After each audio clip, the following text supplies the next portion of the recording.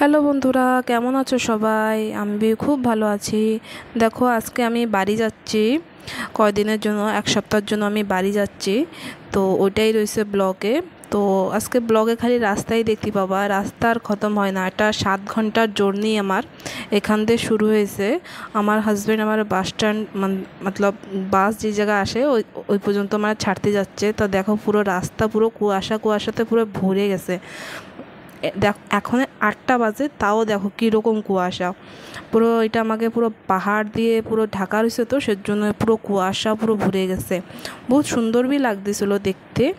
তো বন্ধুরা, আমি একটা কথা বলতে চাই যে জানি না ফেসবুকওয়ালারা 24 ঘন্টা তো হয়ে গেছে, ফির বি আমারে ব্লকেতে হাঁটাচ্ছে না।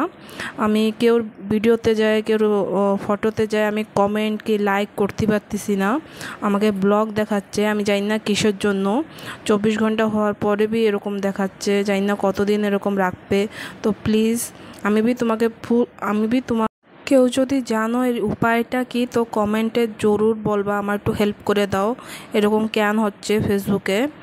তো আমি আমি বহুত স্যাড ছিলাম যে আমার অ্যাকাউন্ট কিছু হয়ে গেল কি না। কেউ সাথে এরকম হলে আমার সাথে প্লিজ শেয়ার করো। তো দেখো, এখানে আমি চলে আইছি।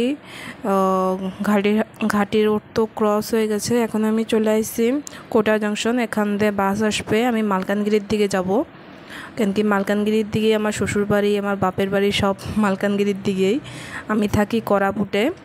তো এখান দিয়ে বাস আসবে, বাসে উঠে আমি চলে যাব।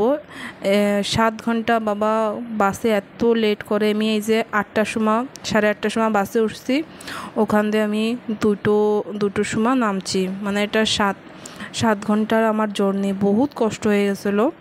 তো আমি অল্প অল্প ক্লিপ তোমাদের সাথে আমি শেয়ার করতেছি, বেশি ক্লিপ শেয়ার করি নাই। কেন কি কী দেখাবো, রাস্তায় তো, রাস্তার জন্য আর কি দেখাবো। কিন্তু ভালো লাগতেছিলো। আমরা পুরো নেচারের ভিতরেই থাকি, নেচার পুরো আমাকে ধারেই থাকে।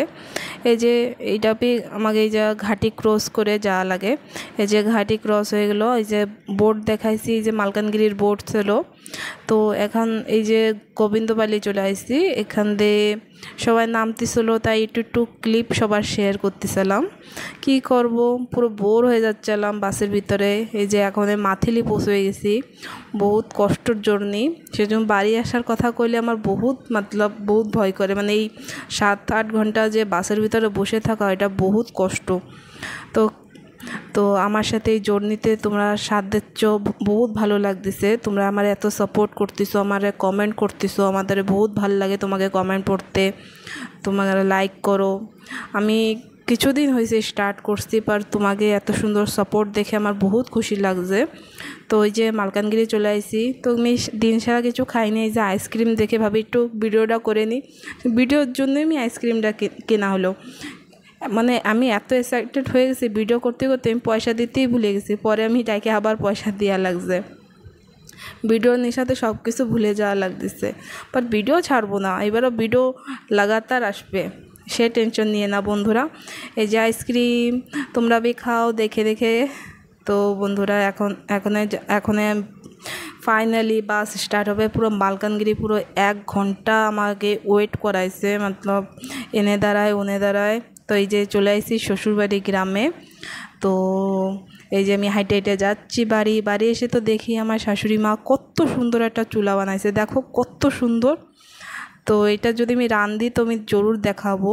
এই যে বাড়ি চলে আসছি, এই যে আমি এখানে ভাত খাবো।